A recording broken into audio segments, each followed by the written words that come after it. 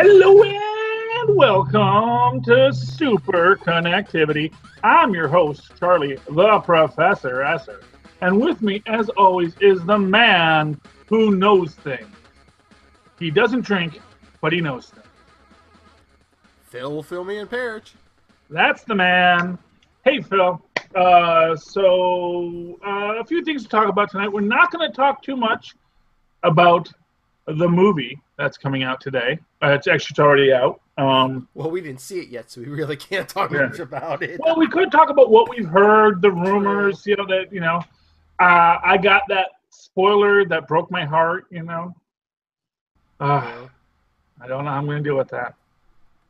Oh no! Yes. You didn't even tell me what it was. So I know I haven't told anyone yet. I saw it and was like, anyway. But we'll see what happens. Well, you know what I always say is these are Asgardians, and they're fighting the goddess of death. And maybe if Valhalla is real, am I spoiling too much now? I don't know. Now you're saying Valhalla. You said something about because of what the character pertains to, and I know who one of your favorite characters is in that mythos. Oh no. So, Okay, yeah. So I'm putting things together in my head. I don't know if that's what you were suggesting, but it popped into my head. Yeah, well, we'll have to see how it plays out tomorrow. I got to find the money for that. Yeah. I only read one comic book this week, which was Avengers Champions crossover, which I'm really enjoying. I did get Captain America, but then I had to run out on Thursday. I was going to read it on the train, and I realized when I was on the train, oh no, I forgot something I needed for work at home. So I had to get off the train, switch trains, run back home. I realized I left it on the train. You know what? I feel bad for you, but if there's one comic this week that I think, it would benefit someone just finding and reading, I think it's that Captain America. Well, good, man. So hopefully that will inspire some young child's lifelong love of Captain America. And they'll say, yes, and I owe it all to that day I found a Captain America on the Newark City subway. Such a great book. Yes. So, but I know you read it, Phil. I know you do want to talk about it. Oh yes, Captain America. I'm just gonna fake my way through it while you're talking. Captain America 695, Home of the Brave, Part 1. Okay. It's pretty interesting because it opens up. I mean, there's the first page is just like a quick recap of Captain America's origin, World War II, getting frozen. His real origin. Yes. Because you do see that Erskine's there. I mean, it's only 5 panels, but yeah. Yeah, but we see that his real origin, his real story is again the status quo of this universe. But so they did that quick recap, and it ends with him being frozen, and then it opens up with a scene. I guess it takes place like right after he gets, the Avengers find him and throw him out and everything, and he's fighting these terrorists, and it's just some organization called Rampart, and I guess they're supposed to be like white supremacists or something. And it's Bhutan, Nebraska, and I guess this group tried to take over a police station to get national attention, Cap said, but meanwhile they didn't count on a group of kids being there on a field trip. Uh-oh. So yeah, Cap's protecting the kids and fighting the terrorists, and he's telling. Meanwhile, a young girl and a young boy get separated from the rest of the class, and like Cap finds them under a desk, and he's telling the girl, he's like, okay, you have to protect him, and she says, he's telling her she has to protect the boy, and she's like, why? He says because he's smaller than you. He's like, stay here, I'll be right back. He's fighting the terrorist, whipping the shield around, takes a bunch of them out, and then they look like they're all down, but one's about to shoot Cap from behind, and then the girl jumps up and jumps in front of Cap and says, no! But then Cap takes the blast with his shield, and he says, he's like, Donna, sweetheart, I'm stronger. I protect you. That's the role. Aww. And then I guess the terrorists knock down this American flag, so Cap picks it up and puts it around the girl's shoulders. Oh. Now this is supposed to take place just after he's unfrozen, or is this in our current? No, this is right after he's deflawed, because everyone's going, "Who are you? Who are you?" And as he rides away, he's like, "Ask your grandparents; they might know." Okay. But then So yeah, after that scene, it opens up 10 years later, which is the present, supposedly the present. Cap's riding back into town, which the townspeople have renamed Captain America, Nebraska. Mm. And it's in the middle of the 10th annual Captain America celebration. Yay! Oh, that must have been a rough year. The previous one. Oh yeah. Well, yeah, you know. Well, Steve Rogers comes in, out of costume, and surprisingly, no one recognizes him. But so he goes over to like the hot dog stand, and like he's like asking the kid selling hot dogs, what's going on, and he. The kid tells him, 10 years ago, these guys, these white supremacists attacked. And he's like, then after that, the vote to rename the town in his honor was nearly unanimous. Mm-hmm. And Steve's like, He's like, oh, yeah, that's right. He's like, that's after he came out of the ice, right? And the kid's like, oh, you're an icer. And Steve's like, what? Mm-hmm. And he's like, oh, you believe that stuff about the Avengers finding him in ice? And the kid's like, and Steve's like, as opposed to, and the kid's like, well, come on, it's like Abraham Lincoln waking up, except kids had heard of Abraham Lincoln. He's like, back then you had to have known your World War II history to know who Captain America was. He's like, and the kid's like, my theory is, the government saw how popular the Avengers were coming, so they just like handpicked a guy to put on a cap suit, and for good PR, they said, oh, hey, this is the legend from World War II, come back, from the dead. So. Which, for what it's worth, the government has done in the past. Yeah, true. Ooh, I wonder if that means we might see William Burnsides again. Maybe, but then a bunch of people get up and they're telling their stories. People have come from all over the country. Cap saved me. Cap did this. There's even kids saying, I was inspired to stand up to bullies because of Cap, and Oh. And then one guy gets up and the one guy saying, he saw him in Washington a few months ago, beating the heck out of some Hydra criminal pretending to be him. He's like, Cap rescued the whole country. It got pretty awful because before Cap stepped up, but they say he had to bust out of a trap first. Mm-hmm. He's like, that sounds about right. He never gave up on us. He's like, sure, lots of people are still angry at him for letting it get as far as it did, and I get it, but those people aren't here today. Aww. So yeah, people were talking, and then who shows up, Charlie, 10 years later? Same Donna. Yeah, the same terrorist organization. Oh, the same terrorist organization. Oh, those terrorists. And when will they ever learn? The leader's like, 10 years ago we were weak, undermanned, outgunned. Now we're back, stronger than ever. And they decide that, I guess their big message this time is they're going to open fire on the crowd until guess whose shield comes in, starts breaking all the guns. So that's usually how these guys just have really bad timing. Steve suits up and takes out, starts taking on the terrorists. Yay! And take that, Nazis. Steve's, after they're down, he picks up the leader and he's like, "You think I'm here by coincidence?" He's like, "I have intel. I heard you might stick your repugnant heads up again in this town." He's like, "Tell me more about this rampart now." And the leader says, "You'll learn more soon." And basically, suicide bombs himself. Vault. Yeah.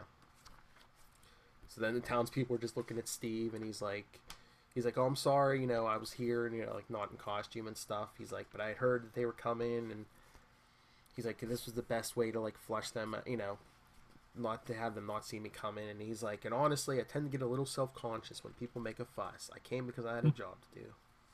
Oh. And they're all like, "Oh, you saved us again. You're a hero. You're an inspiration." He's like, "Why? Because I'm tall and I have a shield." He's pointing out to people. He's like, "See that woman? She ran in through the laser fire to help that man without a thought. And that man pulled that girl away from falling rubble. They didn't need to be inspired. That was in them all along. It's in all of us." He's like, "We know what's right. The strong protect the weak. Never forget that." And then there's a young woman. I don't know if that's supposed to be another flag or like a red, white, and blue jacket, but I'm guessing that's Donna 10 years later. Yeah. Because she's like, "That's the rule. Welcome back." Aww. And Steve rides out of town. Yay! But so what did Mark have to say? All right, Cap's Corner. It says, "What does Captain America mean to you?" So I'm thinking some of us should write in and say what Cap means to us. But okay, Mark Waid said, "I started reading comics when I was 4 years old. I was a precocious child. and I love my comics, my DC comics. Back then, there was only one Marvel hero I liked, Captain America. He's like, I later came around. He's like, I admired his nobility and the way he took action where the other Marvel heroes I foolishly disdained would wallow in their troubles. I admired Cap because he stood for something. I admired him because he always had a plan and he never gave up. From the first time I hit first grade, Steve Rogers became my constant companion. In high school, my friend Jeff helped me make a Cap shield out of a plastic sled. It didn't age well, but boy, I carried it around a lot. Also, you try freehand drawing a perfect 5-point star. He's like, in college, my pal Donna made me a Cap jersey, stripes and all. And if you attended Virginia Commonwealth University in the early 1980s, you probably saw me ambling blithely around with a "yeah so" expression. Maybe you heard me. I was the WVCW radio DJ who called himself Captain America. Or maybe you were in my American Civics class where, for an assignment, I actually read aloud Steve Englehart's words from Captain America 183. I share these confessions with you not because I'm in a mood to cringe and embarrassment now, and yet, I'm just willing to go that far to reassure you, if you're a new reader not sure what you're getting into, that Cap has been a meaningful part of my entire life. As unfashionable and retro corny as it is, I have always believed that it's possible to be a good guy, not because you need to exercise some personal demons or because you're expecting some reward, but because life is just better when I watch your back and you watch mine. And I choose to think that, at heart, you believe the same. I don't recommend that as an adult drawing all your morality and ethics from superheroes. They are fortunate enough to live in a wonderful world where might always makes right, one sometimes absent the gray areas we struggle with as we mature. Nonetheless, I will share Steve Rogers' core belief until the day I die. If you have the ability to help, then you have the responsibility, because everyone ultimately benefits. Life isn't fair, but people can strive to be, and we are all better for it when we do. Incredibly, by the way, I got a B+ on the assignment. My regrets are minimal. Mark Waid. Friend of the show. Yeah, I'd love to get another interview with him. I only had like a half hour with him, and I'm like, what do I talk about? He's written so much Marvel and DC. I'm like, well, you know what? He's always welcome back. You know. Oh yeah, I'm trying. And that was you guys are all welcome back. Anyone who's ever been here, you come on back. Yeah, that was beautiful, man, and I can't wait to read the book. Like I said, I was so sad I lost my hard copy. But as I said, if some young kid picks it up and starts their lifelong love of Captain America, then the world is a better place. Let's spread that folktale around that you inspired the next Mark Waid. Yeah, there we go. Well, you'll know, because we'll be interviewing some kid 10, 20 years from now, and he'll say, yeah, I first got into comics, and I was riding the Newark City subway, and I found Captain America 695. And I go, oh my goodness, give me my book back, you rotten kid! We'll just be like, scroll down 20 years to Superconnectivity 157. Yeah. Oh, there we go. Anyway, so I only got to read one comic book this week, which was it's a very traditional comic book, not as inspirational as Captain America, but still good. Hey, another Mark Waid book. Yeah, Avengers crossover with our champions. It was very good.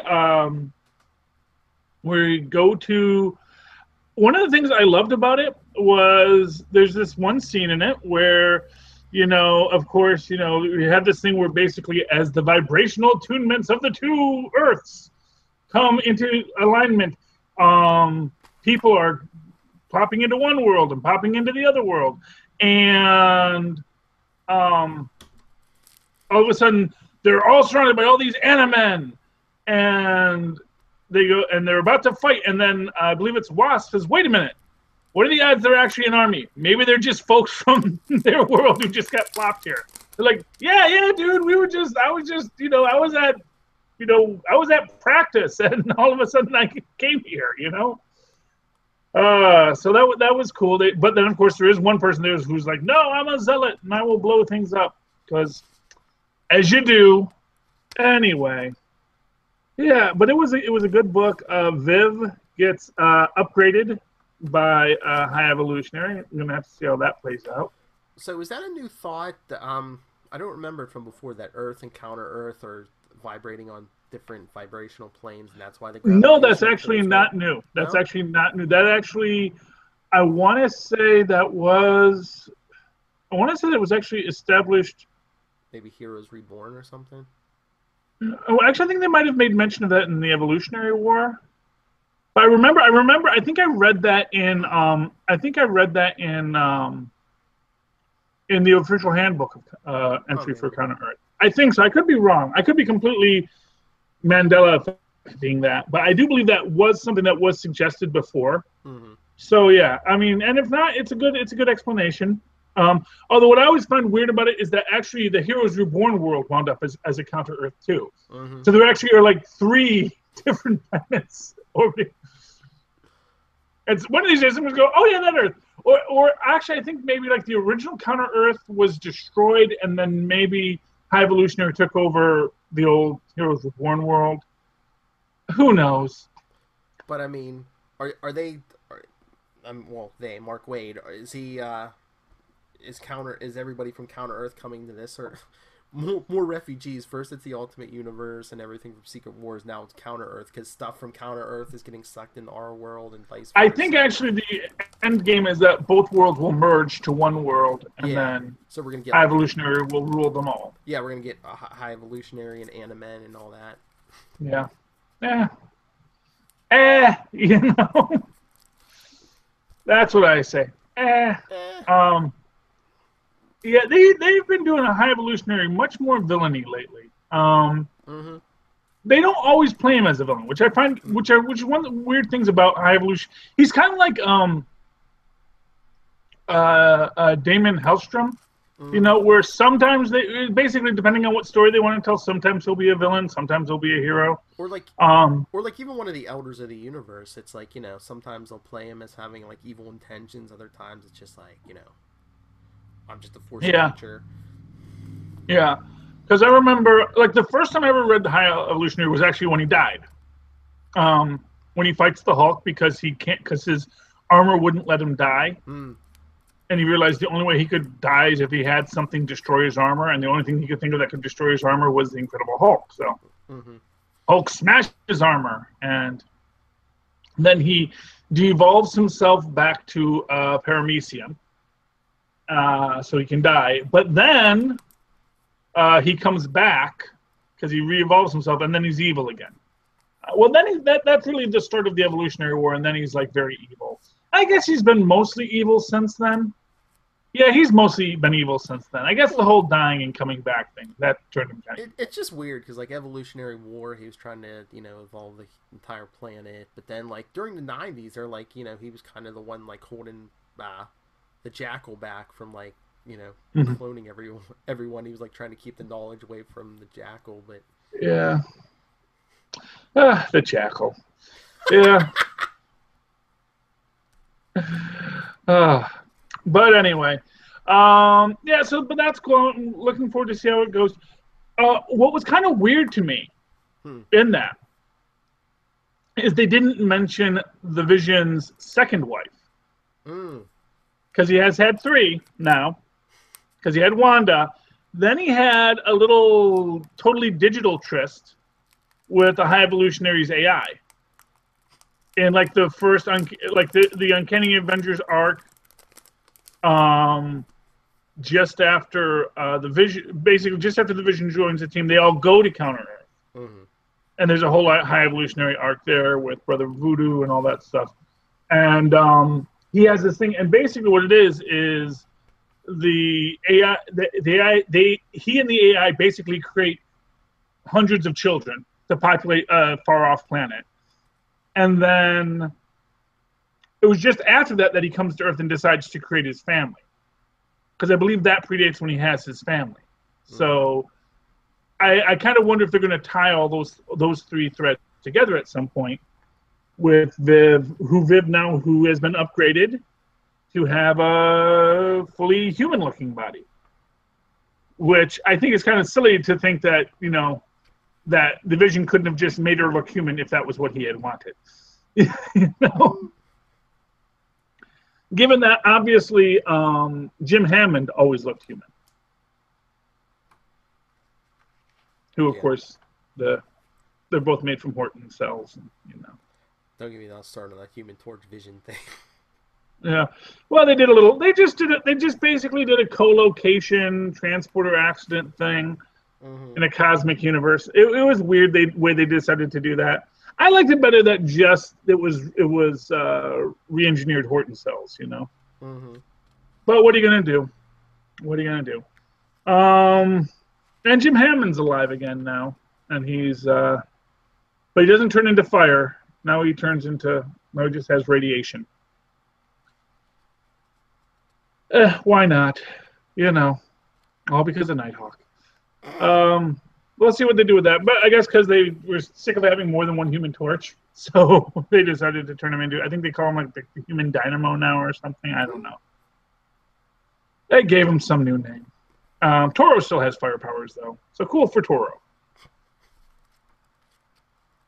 And so mad, no one, it's like, they leave these things in those Easter eggs and they never really go back to them. Like the fact that Toro was resurrected by a cosmic cube. I guess, if another writer wants to pick it up or something, but, I know, but we have this whole cosmic cube storyline, this whole idea of, infant cosmic cubes being guided by these visions, and then, nope, totally ignore it. Well, that's like the other thing going back to Cap. I saw something in the last couple of days, maybe it was yesterday or something. Mark Waid was saying something on Facebook. I guess he said people have been asking him, you really didn't, there was like a reference or two, but you really didn't like say anything about the Hydra Cap stuff. And he's like, that ground's been covered. He's like, that was Nick Snyder's big story, or Scott or Nick Spencer. I'm sorry, Nick Spencer's yes. story to tell, and he told it and. He's like, we were covering. We wanted, we wanted to start the bold new direction, and I think he said, who did he say? One of the DC, like, what's the guy's name? Mesner Lowe's, maybe the guy he took over Flash from gave him a piece of advice years ago. It's like, I guess don't write the story that any of the fans could write themselves. Exactly. Well, yeah, because you don't want to, because you want to be surprised in a good way. We all have our fan theories, and what makes a good writing is that we go, oh, but I didn't think of that. So, good work, Mark. Other book you read? Well, you read a lot of books. You always read a lot of books, though.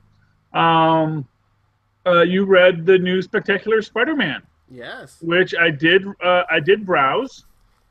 And spoilers. So wait! You want me to go over this? Oh, yeah, okay, we can go over it. Basically, Spider-Man needs information, and Jameson's like, I'll give you the information, but you have to sit down with me for an hour and do this interview, and I guess the deal was Spider-Man's like, oh, yeah, well, then you can't write, after that, you can't write about me for a year on your blog. But, Jonah makes lasagna, and they sit down, and they have a chat. First, he gives Spider-Man the information, and then Spider-Man's about to take off, and he's like, no, he's like, you made a deal, you're going to honor it, and Spider-Man's like, fine, you have an hour. And the first question, Jameson's like, who are you? He's like, nice try. So Jonah's like, he's like, I was there from the beginning. I guess Jonah was there when he started his TV career. I remember that. He's like, I was in the audience for the first time. He's like, I'd never seen anything like you. I admit it. He's like, I'll never tell anyone else, but there it is. You were a great performer. You're an entertainer, and you should have stayed that way.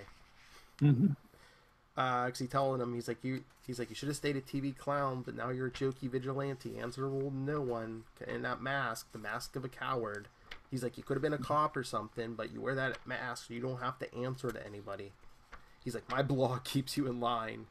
And then Spider-Man's like, you idiot. He's like, you've tried to kill me multiple times. He's like, you created the Scorpion and Spider Slayers and and and Jameson's like, I'm trying to get that damn mask off you. But then Jonah gets that's the reason why he doesn't like masked people. I guess he was saying decades ago he was dating this girl. They got mugged. And I guess he wanted to fight back. The girl told him no, and I guess she got really. This is a variation on an earlier version of his story. Because the original version that they have him say was that his very first wife, I guess John Jameson's mom, was kidnapped by people and was murdered by guys in masks, and so that's why he doesn't like people who wear masks. You know, this I think it's an interesting take on it. It's a little less personal, I think, in a way, because it's not his wife; it's just the girl he was with. But you know, but it also makes a little more sense that he's like in that more close range, and the mask isn't just it's a guy guys in masks. It's this guy who's hiding himself so he can commit his crimes. You know, but you know, hey, I predicted this. I told you months ago that, you know, I bet you that, you know, they're gonna, and I was saying for this issue they were gonna have, he's gonna say, no, the first time I saw you was in that thing, I saw you as an entertainer, and then like I said, he says the blog keeps him honest, just like I said. That's why he says it, because if someone wasn't reminding Peter Parker, although he does it differently, because I say it's he does it because he wants Peter Parker to be a hero. But the only way he's going to be a hero is if people keep him responsible, because his base instinct is to be a clown and to make money. Well, yeah, and, you know, Jameson goes on again. He's like, you know, you could have used your powers to be a cop or join the army or something. You know, you could have done this the right way. And Spider-Man's like, he's like, that's rich coming for you. He's like, you became mayor of New York, and what's the first thing you did? You created an anti-Spider-Man task force. And, you know... And then they're going on, they're arguing, and Jameson tells him, you don't know the first thing about responsibility. And Peter just starts cracking up. He's like, I wish that were true. I really do. Life would be so much easier. And then Jameson's still calling him a coward, but then he's like, Jameson's like, he's like, I have nothing. You know, my wife is dead. My father is dead. He's like, I have nothing. He's like, I even got my wife back, you know, during the whole clone thing. And he's like, and I lost her again. He's like, he's like, the only thing worth a damn in this world has rejected me. And he's like, you know, what's going on? He's actually breaks down. He's like, I have nothing. And then what happens, Charlie? Spoiler alerts. What happens? Yeah. Peter yanks the mask off and says, Jonah, you're not alone. And he says, Andrew Garfield? Obi? You know what I like. So here's my two questions. One, does J. Jonah Jameson now remember that he knew Peter Parker was Spider-Man before? Does he remember that he was going to sue Peter Parker about this whole thing for the fraud of selling him Spider-Man pictures? And but we don't get an answer to that, because we get actually what I thought was the most interesting reveal at the very end. You don't see what the guards on the place say. The actual military guys, and I assume these are actual law enforcement folks. Oh yeah, they're like because the FBI and whoever else are looking. Well, they're looking for Peter Parker's supposed sister, but yeah, so they're like tracking down Parker because they're looking for Spider-Man. And yeah, well, you didn't take from that they know that Peter Parker is Spider-Man? No, because I know they were looking for Parker and Spider-Man, but you know they were looking for Peter Parker because he, you know, employed Spider-Man until not too long ago. Oh, okay. Yeah. I thought because when they were saying that, I don't know, the way I read it, maybe I misread it, but it looked to me like they were suggesting that they knew that Peter Parker was Spider-Man when Spider-Man took off. Thought we maybe had a Waller situation here in the Marvel Universe. Yeah, no, I don't think so, but yeah, Jameson's like just in shock, you know. Yeah, well, as you are, and he reveals that he like publicized his interview tonight, and that's how they knew to find him. So yeah, so that was cool. But yeah, there was some good stuff like the Power Pack one shot, the Legacy. I was debating getting that one too. That looked really neat, you know. And so I guess Alex is still with the Future Foundation. Yeah.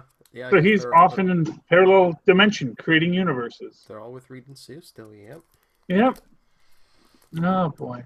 Oh, and then Guardians of the Galaxy. They're helping out the Nova Corps, but guess who's hanging with the Guardians of the Galaxy now? Who? Scott Lang. Oh, okay. And they get sure. In this issue, they get attacked by Ultrons. Oh, okay. So yeah, you got to have all those tie-ins for the new movies coming out. Although, oh man, I guess we're never going to get Ultron back in the Marvel Cinematic Universe. I don't know. But eventually, I wonder if they're going to have Scott Lang like appear in like Guardians 3 or something. Well, he's going to be in. Well, they're all going to be in Civil War, yeah. Well, Infinity War, yeah. Infinity War, yeah. No. But who voiced Ultron? Oh, what's his face? Kevin Spacey. No, Kevin Spacey. No. No. Kevin Spacey. Oh, okay, never mind. Then I'm thinking of someone else. No, it was okay. Oh, I know his name. It's on the tip of my tongue. I could picture him in my head. I'm drawing a. I thought it was the guy from House of Cards. I thought that was Kevin Spacey. It was. Wait a minute. Where is it at? Yeah, James Spader. Oh, James Spader. Okay, so they can bring him back. Good. Yay. Yes. I was worried about that. Yeah, no. Yes, no. Our Ultron has not harassed anyone. Oh, good. To our knowledge. Yes, to our knowledge. Yeah, so far he's not on the ever-growing list. Yeah, well, you know, man, that list is going to keep growing. That's depressing. Well, you know what? I think it's an interesting thing. I think women finally realized they were 51% of the population, and decided to quit taking our crap. So you know. No, I mean that's good. I'm just disheartening that so many men have done it. Yeah, it is disheartening, but I mean the Spacey thing. It's not even. Yeah, it's not even just women either. No, that's that was just him being just a creepo of another style. Yeah, he was being a gay creepo. And I mean, look at the whole Spacey thing. Now Netflix isn't renewing House of Cards, and all these other actors and people behind the cameras are like, well, wait, what? We're out of a job? What? Well, they could always renew it and just push him in front of a subway. True. And then start the story with his grieving widow wife. There we go, Netflix. There's your story. His grieving widow wife, who takes over his Senate seat like so much Bono, Mrs. Bono. We all remember Mrs. Bono taking over the Senate seat. That was actually once a grand tradition, as I understood it. Was you die in he's not senator anymore, now he's president. But you get that idea of the wife putting herself in that position. Then you do a House of Cards with the wife, and that would be a great way. You can bring it back, Netflix. You can keep your House of Cards standing. Just push Mr. Spacey in front of a subway train. I'm sure some people would like to. Yeah, well, it's fitting because, of course, there's a very famous scene in the, I think it's the first season or the second season, where the female reporter gets pushed in front of a subway train to silence her. And so it would be a nice cyclical thing. So I'm sure someone's thinking about that right now. I'm sure the writer on House of Cards is going, oh man, what do I do? And they say, wait a minute, why do I just push him in front of a train? I know. It worked so well the last time. So there we go. So Kevin Spacey played Lex Luthor in the second Superman. Superman Returns. Yeah, Superman Returns. Yeah. So that character's gone. I don't think that version was any of those versions of that movie were coming back. Yeah. Brandon Routh is now the Atom. Yes, he's the Atom. Did you see that picture I sent in today? It was the sneak peek. I guess they're working on this episode or whatever. Yeah, it's talking to John Constantine. And what did we get revealed recently? about the atom and alternate dimensions in the comic books. Oh, the article. Yeah, the whole Dr. Manhattan thing. Yes. Yes. So the suggestion is that Ray Palmer in the microverse, which is apparently not copywritten. Anyone can have a microverse, apparently. The microverse connects all the other infinite realities, and so Ray Palmer gets to travel between the realities. And I was just thinking, well, gee, where do we have a Ray Palmer in a show that has alternate realities? That would be cool. What would be really cool is if he starts realizing that all of the very altered timelines still exist. Ooh. Sort of like that Flashpoint, like they did in where you realize that old man Batman's still alive. Yes. Jeffrey D. Morgan, Batman.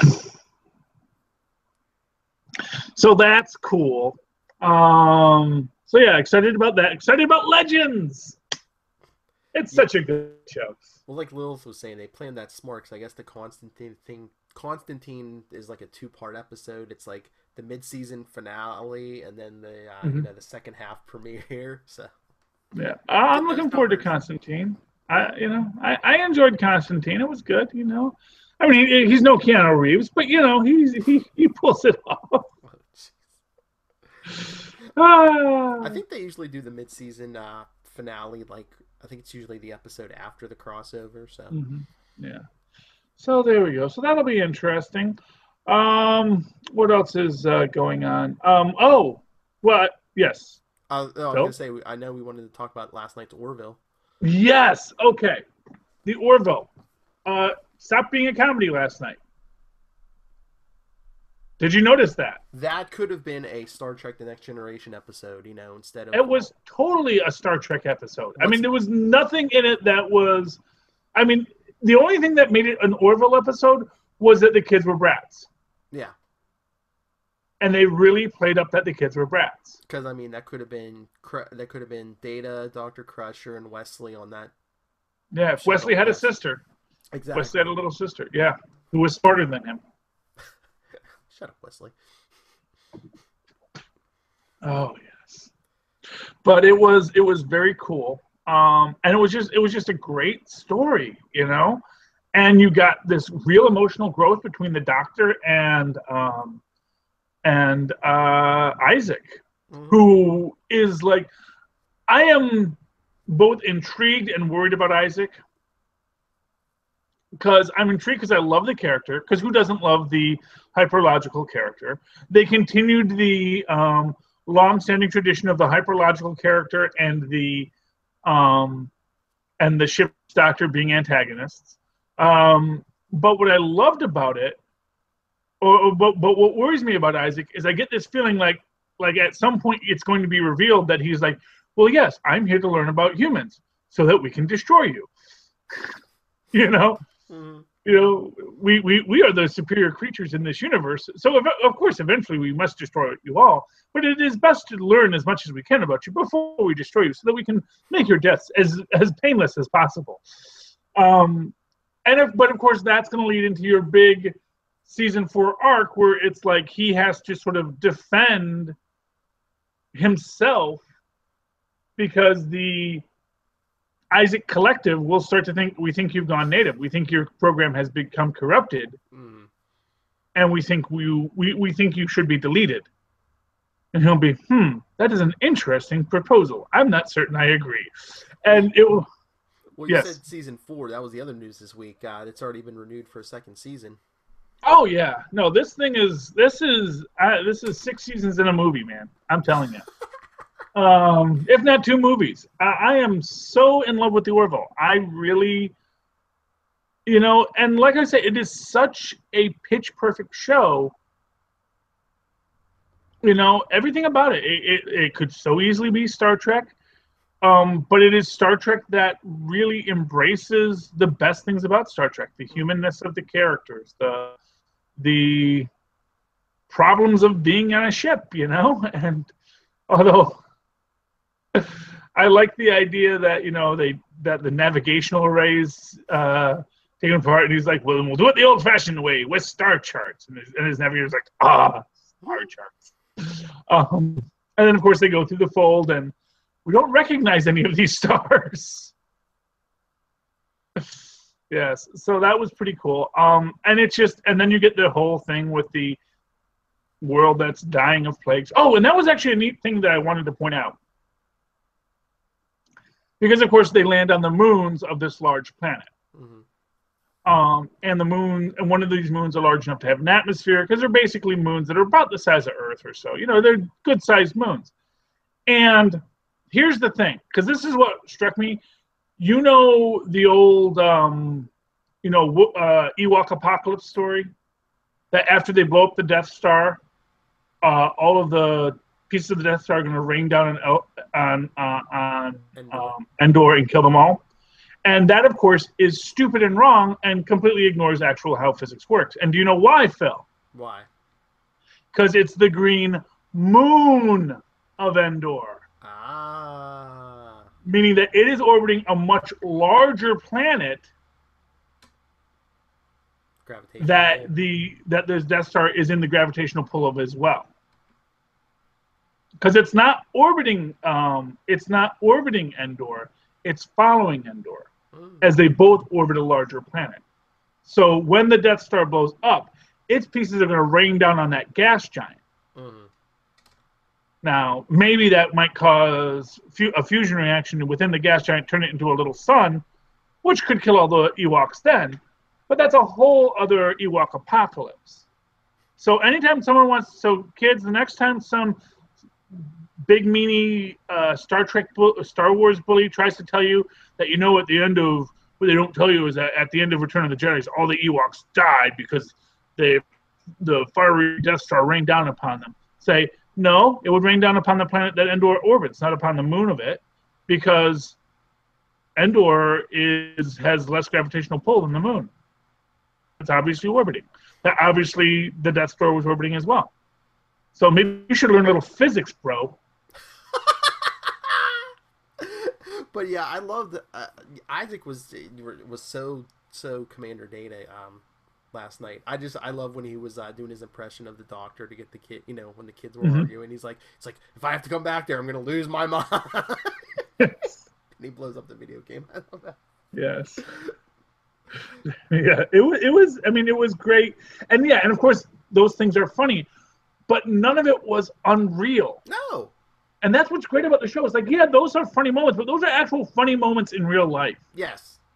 You know, these are real life funny things that these guys might have happen. You know, it was funny stuff, and most of what he did, you could have seen Data doing. That's what I'm saying. Yeah. Absolutely.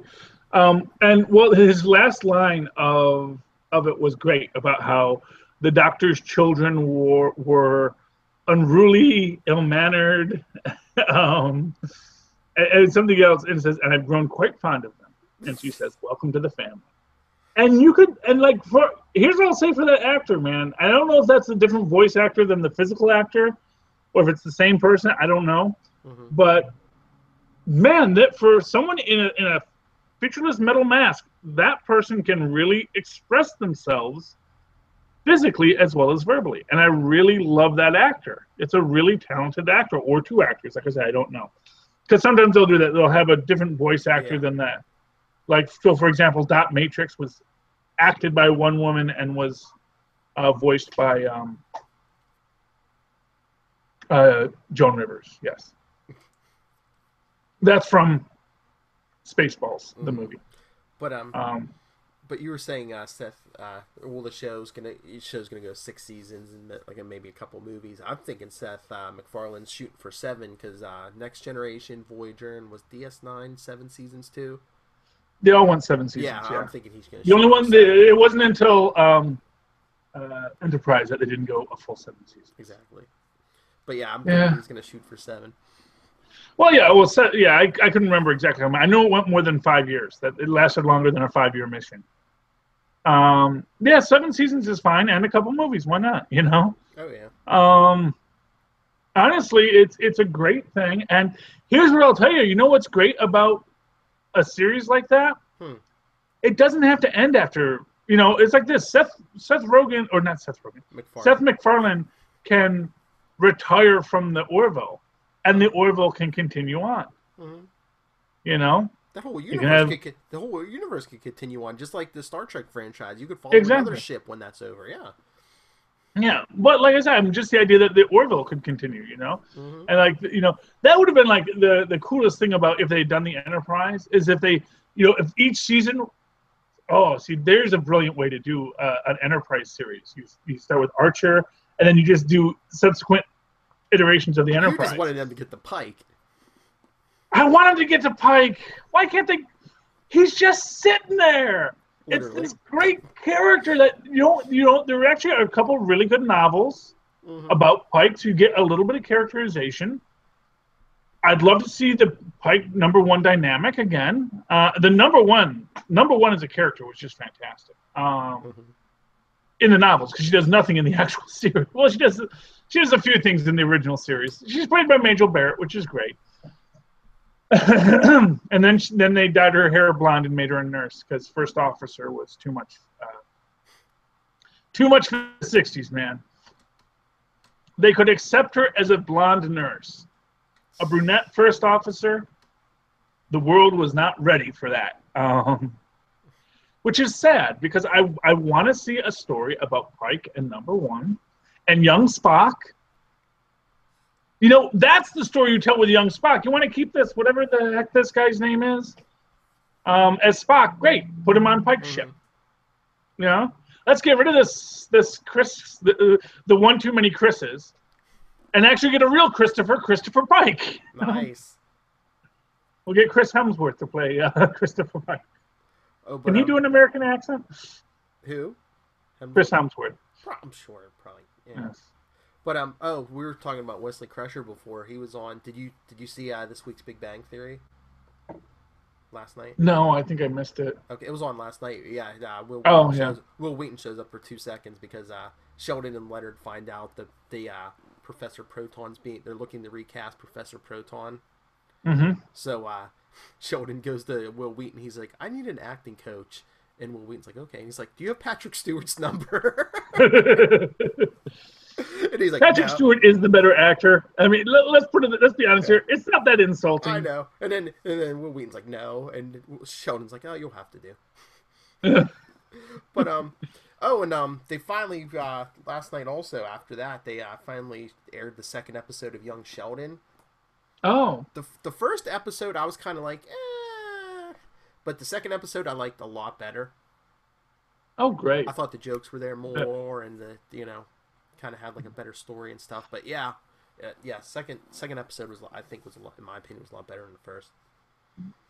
Oh, good. Yeah, I actually still need to watch. I watched like part of the first episode. I did like it. Mm-hmm. I don't know when I cannot find TV shows anymore, and it's like it's so hard for me to watch shows anymore. But I'm very, as an example, I missed the Big Bang. I might have missed the most recent Gotham. I don't know. Was that last night? Yeah, it's on Thursdays now at 8. Oh, okay. See, I can't find anything. Yeah, I'm Grundy. Well, I'm missing my show. If there was one episode for you to miss, there was no Grundy last night, so. Oh, okay. You know what? That's because I know I saw the preview, and the next episode seems very Grundy centric. Yeah, it looks like that. Yeah, from the preview, it looked like there's Grundy next week. But yeah, they're actually good. He wasn't on this week. So. I just want the Grundy show. Yeah, because we see that what's her name, the girlfriend and Grundy. She sees Grundy. Oh, that'll be fun. Yeah, and there's nothing for that a sadist loves more than someone with a healing factor. So that was actually an episode of Drawn Together, where the Josie and the Pussycats pastiche, who likes to be a dominatrix, fell for the Superman pastiche, who was sexually dysfunctional, and because basically she loved the fact that she liked to cause people pain and he was invulnerable, and it was just so much fun that she could do whatever she wanted to him and it didn't bother him. Thrown Together is a very weird show. I will tell you that right now. If you ever see that was like one of those old. That was like a Adult Swim show pre-Adult Swim. That was a Cartoon Network, or not a Comedy Central show. It was a cartoon. It was like a reality show, but all cartoon characters from various types of cartoons, and remember they had one episode of like The Apprentice, and it was like a Richie Rich Donald Trump character who was I saw the preview. I saw the yeah. commercials and stuff, but I never actually saw the show. It's a very dirty show, but it's also quite enjoyable at times. It was one of those shows like South Park where every so often you found yourself really enjoying it, even though you're like, oh, this is not appropriate for someone my age, you know. I'm not old enough to enjoy to be watching this show. Well, I was thinking about you this morning because I was listening to one of Kevin Smith's podcasts, and he started talking about how, I don't know, he was thinking about death and his like mortality and stuff. And you know why? Why? It was an episode of Rick and Morty he watched. Oh, which one? Something about did he go to see the president or something? But and somebody tried to stop him, and he's like, and Rick said something to the guy trying to stop him, like, yeah, don't touch me, you know, or else you'll die, and if you know, you'll just like, all it is blackness. There's nothing, you know, there's nothing after death, you know, after death. Yeah, that was actually the final episode this season, and but yes, he does say that. Yeah. Yeah, this is not no way like just nothingness. Which, not for nothing, is one of those things where it's like, but how could you know that? Because, you know, that's what Kevin Smith said. He was raised Catholic, but he's like, that really hit home. It's like nobody knows what's, you know. I like that nobody knows. So why worry? But again, like I say, what the importance of that episode is Fly Fisherman Rick. Oh, was that episode? That's that episode because he comes back as Fly Fisherman Rick. Or was that the Get Swifty episode? I mean, that might have been the Get Swifty episode, but I think he would have mentioned the Get Swiftiness of it. But I think that's the episode that ends with Fly Fisherman Rick. And that is the Fly Fisherman Rick episode because that's sort of the start of it. Because he comes in to tell the president he's not going to be his errand boy anymore. You know, he's not going to be dealing with their various alien infestations. It's like, get your own X-Files people to do that. And that's what leads to the fight. Get Swifty is it where he says he has a weapon that turns people into snakes, and when he like shoots someone and then they turn into a snake, and he says, "Nah, I can't really turn people into snakes. It's just a standard disintegration way. I just have a snake holster in my pants." Because what it is that you're more willing to deal with someone who can disintegrate you than than you think if it's something you don't understand. You don't understand how he's turning you into a snake. So that freaks you out a bit. You don't want to face him, but if you just said, "I'll disintegrate you," he's like, well, maybe you'll miss. And, you know, so then it's just a gun. A gun isn't as scary to people who deal with guns every day, because getting disintegrated or getting shot, you know, But being turned into a snake, that freaks you out. Oh my. I'm just saying, think about it. So anyway, but that is the Fly Fisherman Rick episode. That's the final episode, and that when he comes back as Fly Fisherman Rick, it's because mortality is the status of his existence, and when you are mortal, the only thing worth having is the relationships you create, and he doesn't want to have to start over. He is getting too old for this, and swallowing his pride and being Fly Fisherman Rick to stay with his family. That's what's important to him.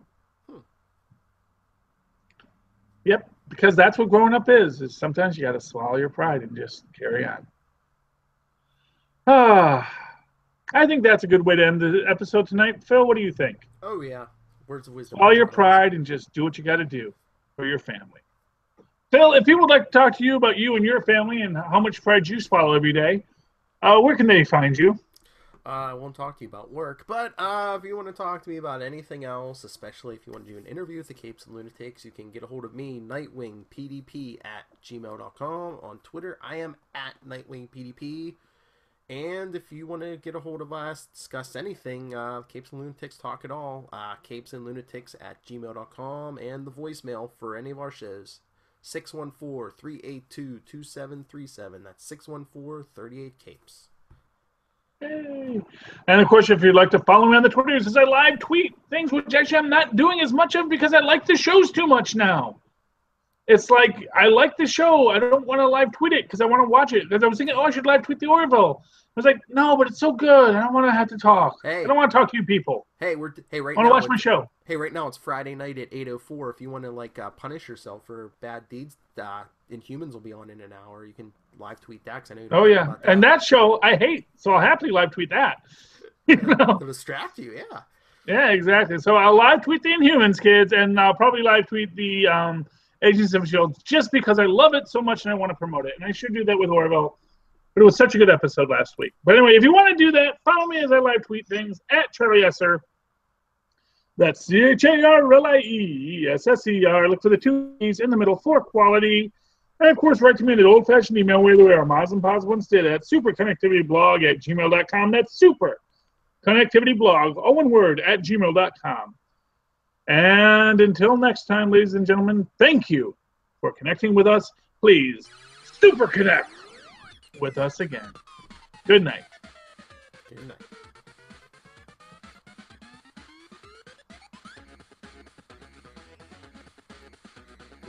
Now for the end credit scenes. Oh my lord, I wonder how many end credit scenes Thor Ragnarok has. Oh. Two. Two. Did you know that the director of Thor Ragnarok worked on Green Lantern? No. Yeah, he didn't direct it. He wasn't the director of it. Okay. But I guess he was like a second unit guy on it or something, and they didn't have him do much, so he just hung around. The movie should be good then, because he knows what not to do. Yeah, there you go. Remember, everyone, you watch my back, and I'll watch yours. Good night.